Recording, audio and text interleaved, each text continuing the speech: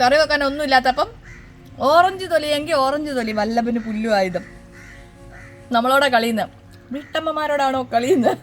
അങ്ങനെ ഒരു ഓറഞ്ചൊക്കെ തിന്നുകൊണ്ട് അങ്ങനെ ആലോചിക്കുക ഉച്ചയ്ക്ക് എന്ത് കറി വെക്കുന്നത്. അപ്പം നമുക്ക് തൊട്ട് കൂട്ടാനുള്ള ഒരു കറിയാക്കി വെക്കാൻ പറ്റിയ അടിപൊളി സാധനം കേട്ടോ ഈ ഓറഞ്ചിന്റെ തൊലി. തമാശ പറഞ്ഞല്ലോ, സീരിയസ് ആയിട്ട് പറഞ്ഞാ ഉണ്ടാക്കി നോക്കിയാൽ നിങ്ങൾ പറയും അനിമേ കൊള്ളാലോ എന്ന്. അപ്പൊ ഈ ഓറഞ്ചിന്റെ തൊലി ഇപ്പൊ ഓരോ ഓറഞ്ചിന്റെ 2 ഓറഞ്ചിന്റെ തൊലി കൂടി പോയാൽ മതി, അല്ലാതെ മൊത്തം തൊലിയും കൂടി എടുത്ത് വെക്കൊന്നും വേണ്ട. ഞാൻ പിന്നെ കുറെയൊക്കെ എടുക്കാറുണ്ട് നമുക്ക് മറ്റേ പ്ലം കേക്കിന് വേണ്ടുന്ന സെസ്റ്റൊക്കെ ഉണ്ടാക്കാൻ വേണ്ടിയിട്ട് കേട്ടോ. ഈ ഓറഞ്ച് തൊലി വെച്ച് അടിപൊളി തൊട്ട് കൂട്ടാൻ നല്ല അടിപൊളി ഒരു കറി ഉണ്ടാക്കാം. ആരും മിസ്സാക്കണ്ട. ഇങ്ങനത്തെയൊക്കെ സാധനങ്ങൾ ചെയ്യുമ്പം എന്ത് ചെയ്യണം, എല്ലാവർക്കും പറഞ്ഞു കൊടുക്കണം.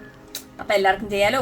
ഒരു കറിയും കൂടെ ആവട്ടെ. വെറുതെ ഇരിക്കുമ്പോ എന്ത് ഈ 3 നേരം എന്നതാ ഈ ഉണ്ടാക്കുന്നതെന്ന് വിചാരിച്ചിരിക്കുന്ന വീട്ടമ്മമാർക്ക് ഇങ്ങനത്തെ ട്രിക്കുകളൊക്കെ ഉപകാരപ്പെടും കേട്ടോ. അതുകൊണ്ട് ഞാൻ പറഞ്ഞാണേ.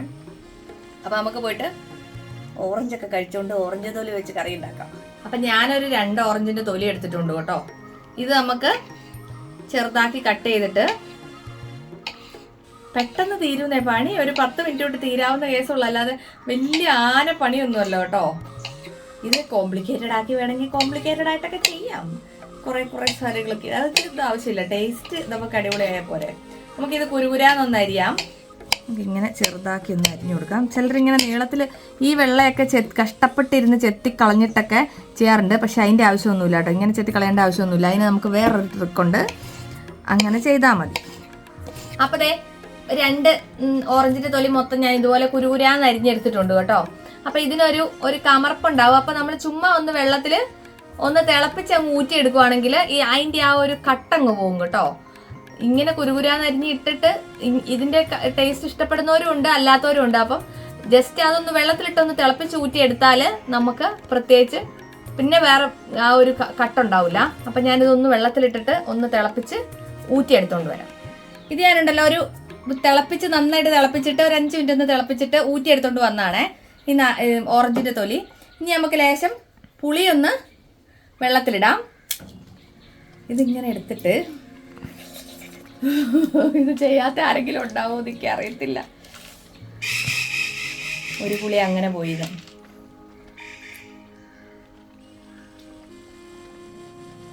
എന്റെ അമ്മച്ചോ,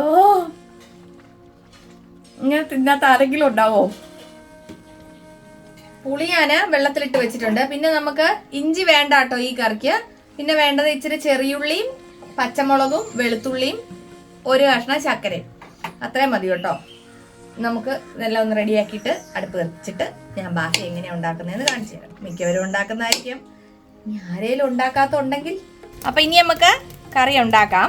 ഇത്ര സാധനം മതി കേട്ടോ, വലിയ അധികം സാധനമൊന്നും വേണ്ട. ഇനി നമുക്ക് കുറച്ച് എണ്ണ ഒഴിച്ചിട്ട് കടുക് ഒന്ന് പൊട്ടിക്കാം. ഇനി നമുക്ക് ലേശം കടുകിടാം. ഇനി 2-3 വറ്റൽമുളക് കൂടി ഇടാം. ചെറിയുള്ളി ആട്ടോ ഞാൻ ഇടാറ്.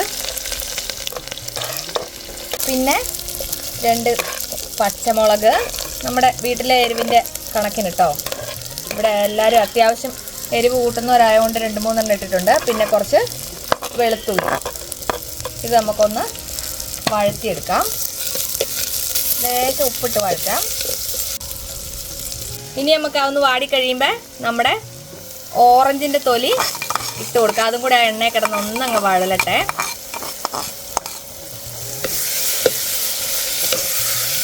ആവശ്യത്തിന് മുളക് പൊടി, പിന്നെ കുറച്ച് മഞ്ഞൾപ്പൊടി, പിന്നെ ഒരു സ്പൂണ് നിറച്ച് മല്ലിപ്പൊടി. ഇത്ര ഇട്ട് കൊടുക്കുക. കുറച്ച് പൊടികളൊക്കെ മതി കേട്ടോ, ഒത്തിരി പൊടിയൊന്നും വേണ്ട. എന്നിട്ടൊന്ന് അതിൻ്റെ പച്ചമണം ഒന്ന് മാറട്ടെ. അപ്പോൾ ദേ ഇനി നമ്മുടെ കറീൻ്റെ അവസാനഘട്ട പരിപാടിയായി. നമ്മൾ പിഴിഞ്ഞ് വെച്ചേക്കുന്ന പുളിവെള്ളം അങ്ങ് ഒഴിച്ചു കൊടുക്കുക.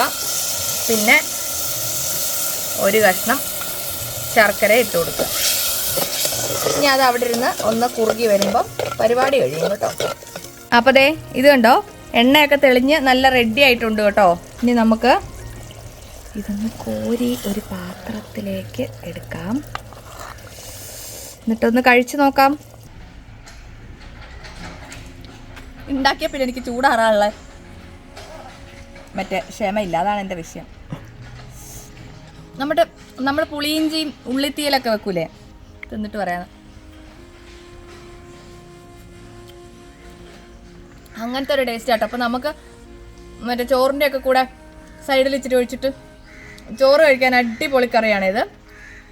ഏതായാലും പിള്ളേർക്കൊക്കെ കൊടുത്തു കഴിഞ്ഞാൽ ഭയങ്കര ഇഷ്ടം. അതിനൊരു ചെറിയ നമ്മൾ ശർക്കര ഇട്ടേം കൊണ്ട് ഒരു ചെറിയൊരു മധുരമുള്ളത് കൊണ്ട് പിള്ളേർക്ക് അങ്ങനെ എരിയൊന്നുമില്ല.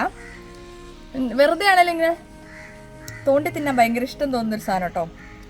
ഇതിപ്പോൾ ഞാൻ എൻ്റെ കറീൻ്റെ ചോറിൻ്റെ സൈഡിലോട്ടിട്ടോ ഞാൻ തന്നെ നിന്നോളൂ.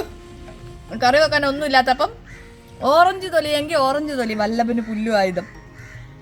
നമ്മളോടെ കളിയുന്ന വീട്ടമ്മമാരോടാണോ കളിയുന്നത്? എന്തെങ്കിലുമൊക്കെ ഉണ്ടാക്കി കൊടുക്കാം.